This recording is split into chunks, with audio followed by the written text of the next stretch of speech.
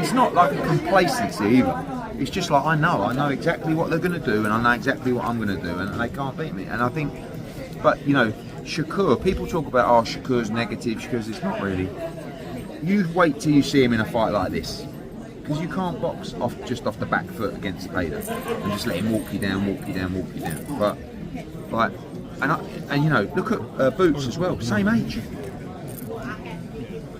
You know, I mean, sometimes Shakur's got a little bit of a baby face, and he looks younger than these guys. But let's just also acknowledge, Jaron Ennis is the same age. Like, Crawford's what, 36, 35, 37, turning 38. You know? Like, and by the way, he's an outstanding fighter, but the problem is with Bud, and I said this to him on the flight, I said, you never got the chance to build an amazing resume because there was no one for you to fight. Like, and I was like winding him up. I said, tell me your best win. And he's like, Ricky Burns. That's what he said. Ricky Burns is my fighter, 3-division world champion. But I said, he was a great fighter, but he's not going to go down in history, Ricky Burns, as like an all-time great. You're telling me that was your best win? Well, Errol Spence, but even he acknowledges that Errol Spence, you know, was probably a little bit. And Bud could beat all the greats, but he never really got the chance, and that's why this fight's really important for him and to him.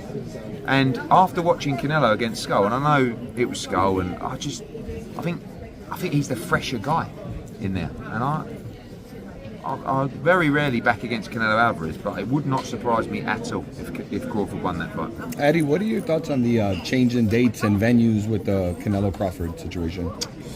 I think there's a lot, you know, you can always read into the reports from His Excellency. Sometimes there's reasons why he's done stuff. I actually haven't caught up with him since he announced that. I think originally they were going to go on a Friday because Saturday is there a big UFC event? Or I don't know. What? In Vegas, yeah.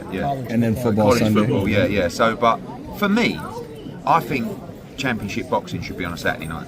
Always. Yeah. Eddie, June 14th, you're back at the Garden. Yes. Great fight. What can we expect on that card? What you lining up for? So we're going to announce the card this week. There's a huge fight for Andy Cruz on the card, and he's going to be a big statement to put him into a position to fight for the world title.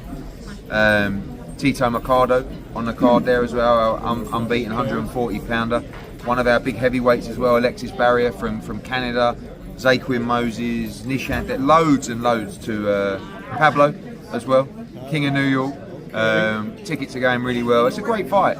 By the way, Hitchens is another guy. You know, I know he doesn't have the same profile as Boots and Shakur yet, but he's another brilliant, young, undefeated American fighter.